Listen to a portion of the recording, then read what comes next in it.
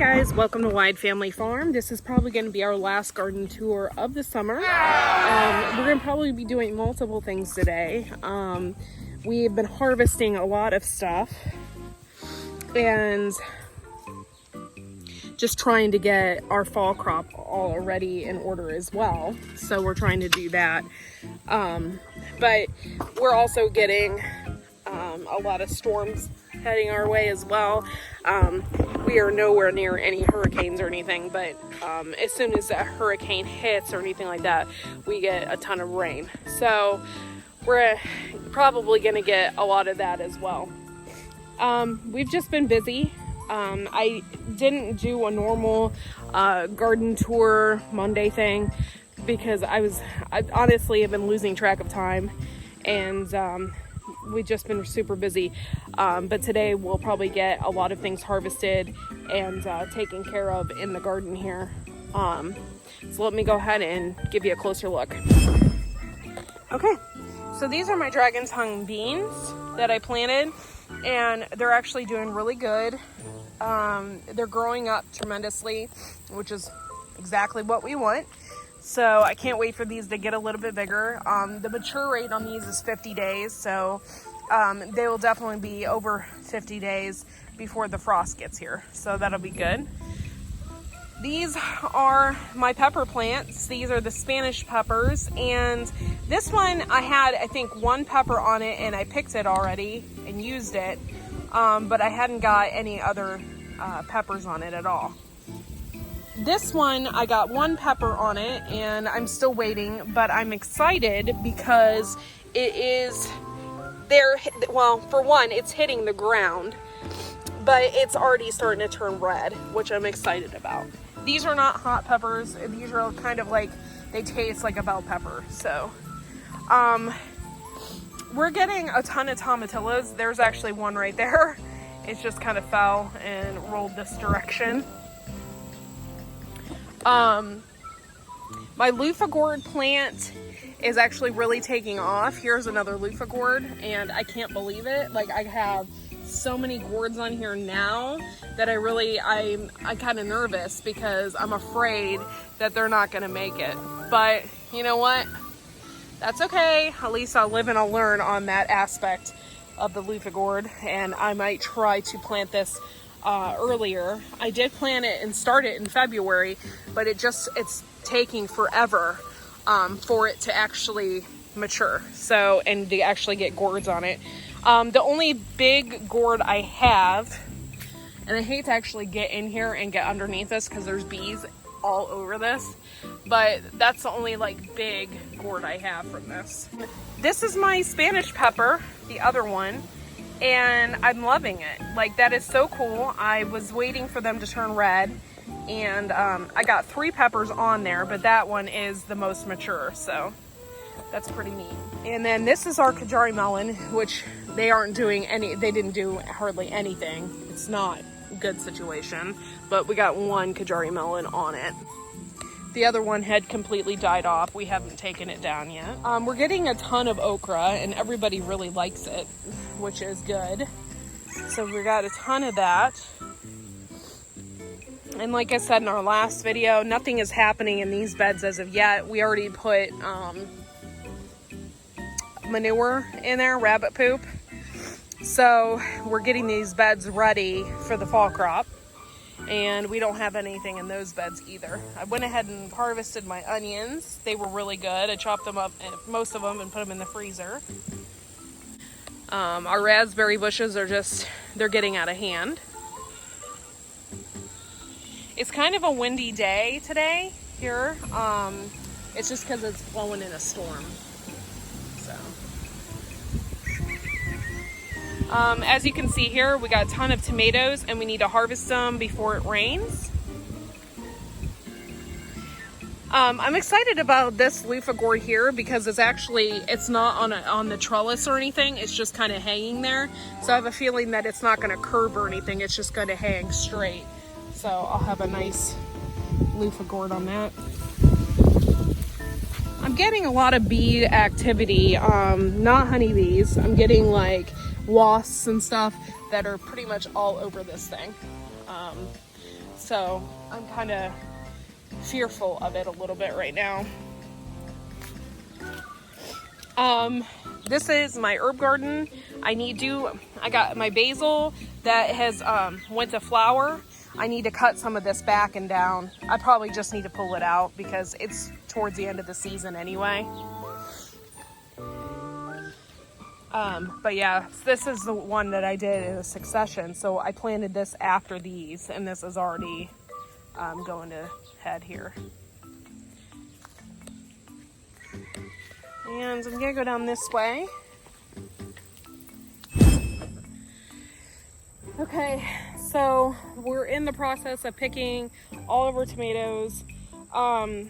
We did an investment over the weekend and we bought these huge like rubber tubs. We're seeing everybody on Facebook or YouTube or whatever have these, but it's smart. They're these big rubber tubs that you can buy at Tractor Supply. So we bought a couple of them. They had the sale this weekend, buy one, get one 50% off.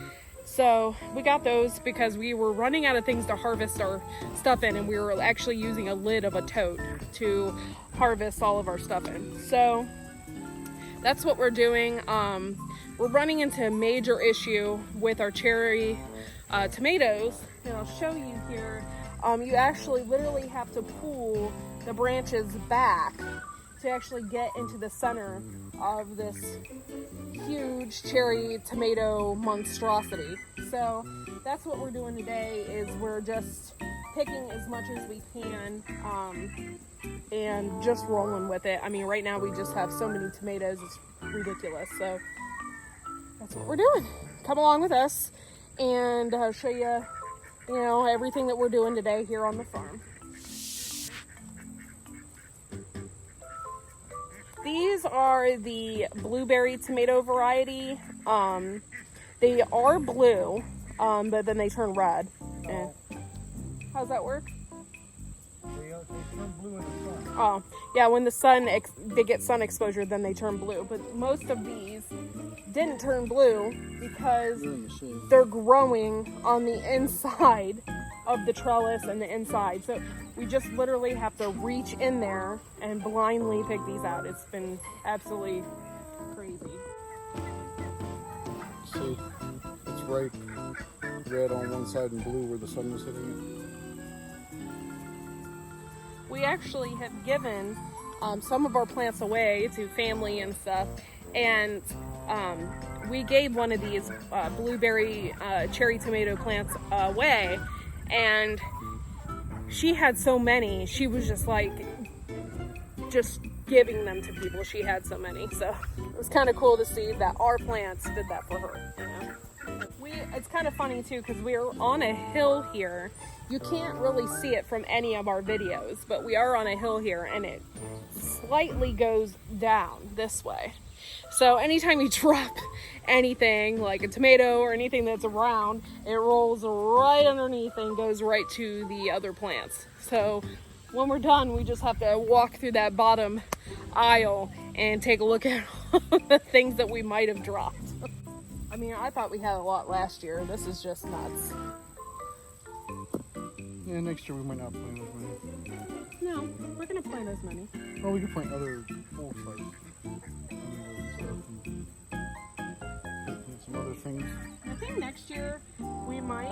I'm not a big hybrid type of person. Just for the fact because I like all the stories behind all the heirloom tomatoes and stuff like that. But I think next year we're gonna try and maybe do some hybrids, just for the pure fact that they are less susceptible to disease and bugs and all that kind of stuff, and it might be worth it for us as far as that goes. But I think we'll just maybe try a couple. But I really like the cool stories behind the heirloom.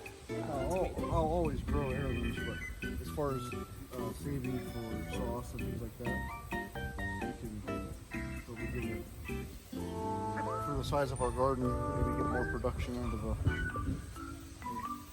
hybrid plant that's made for production. I think I'm probably gonna ask some people to just come over eventually and just pick what they want, because we're just gonna have so many, we're not even gonna know what to do with them all. It's gonna be crazy.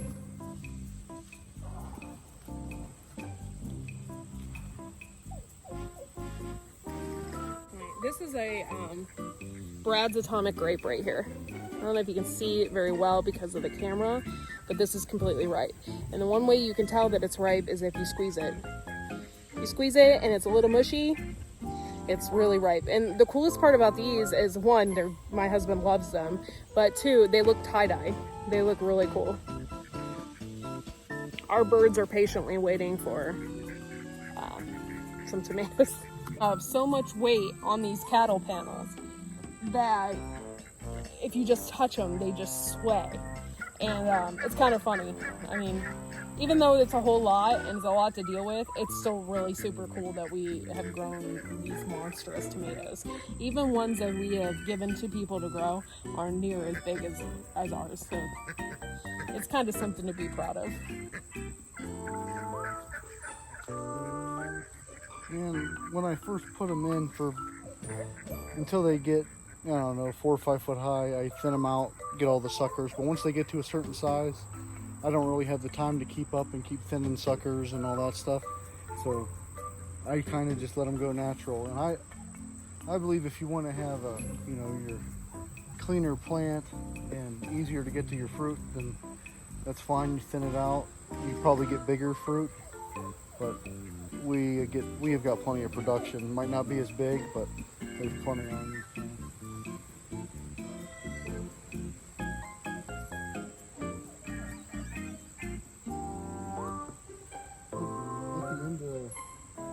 Season here, I want to take a handful of ground cherries and take them out back somewhere like on the edge of the woods and just throw a pile of them out and see if I can't get them to volunteer. Talking to you and you can't even see my face, but we could put the camera up. See if I can't get them to volunteer for next year, just wild out in the woods, just have some growing out there. Just tossing these in our huge bucket.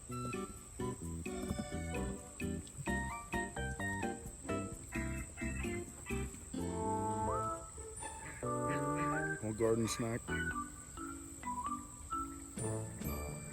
I really do like the flavor of these. Some people say they don't like them, but I think it's because they're trying them before they're ripe. I did notice that this variety, the Brad's Atomic, seem to be really prone to cracking. You get a lot of them with the cracking on them, but there's plenty to eat still.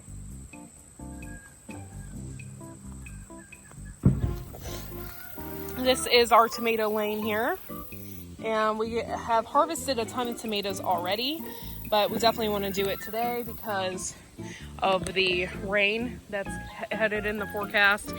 That's what we have going on here. We got a lot of ones that haven't ripened yet.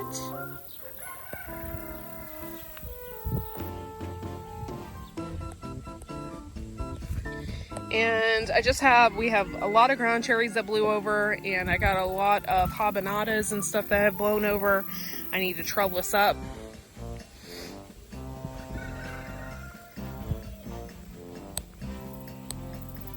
I smell peppers, to be honest. I think I have some over there. I just can't see them yet.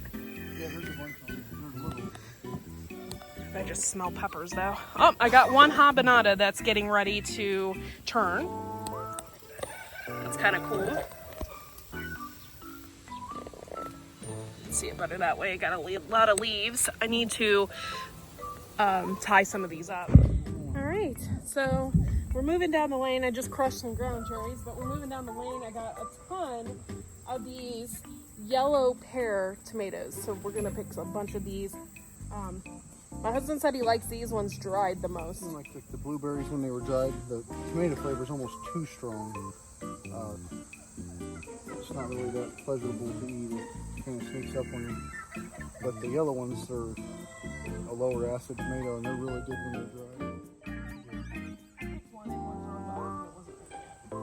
I'm picking them anyways, because you use those green for making onion salsa. So. Hi guys. At the end of the year, I want to try making some chow chow. It's like a salsa. Like pretty much everything left out of your garden that isn't ripe yet. You can make a salsa out of it.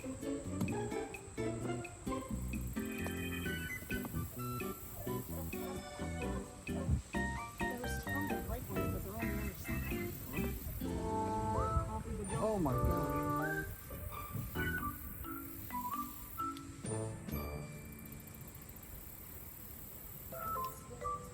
Yeah, no. That's the thing. You leave them on there too long, the tomatillos, and they split open. We're a little bit disappointed in them because from the pictures they should be purple.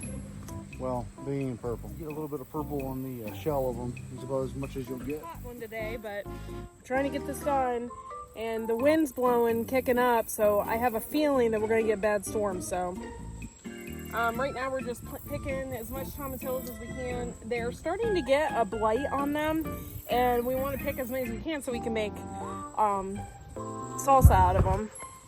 Just for the fact that we, haven't even done anything with our tomatillos at all this year yet. So just trying to get as many as we can. What we do is we're just feeling them out. Some of them look like they're full, but they're not. And that's an issue. So you just squeeze. If there's nothing in it, that's fine. But some of these, like this one's turned a little bit purple and is almost all the way full. So I'm gonna go ahead and pull that off the line.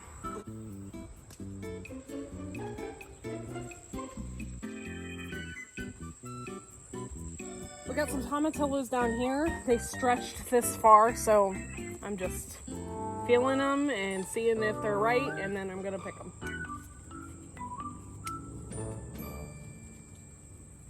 Which some of them are completely ready.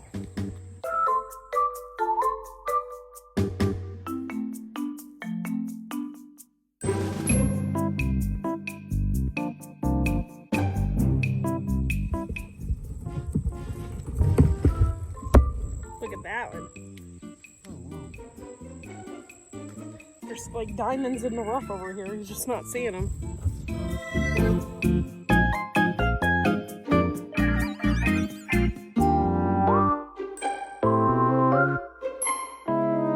Pretty much it. We don't really have a whole lot going on. Right now we're just trying to get as many tomatoes off of these as possible. Try to harvest as much as we can. We've been working really hard at it. It's been kind of exhausting, but it's working out for us. And these are the yellow pear. I got a ton of these as well, so I'm gonna pick those. And yeah, this is probably gonna be the last garden tour of the summer until we head to the fall, and then we'll show you how we plant our fall crops. Thanks for watching, guys. Don't forget to like and subscribe, and we'll see you next video.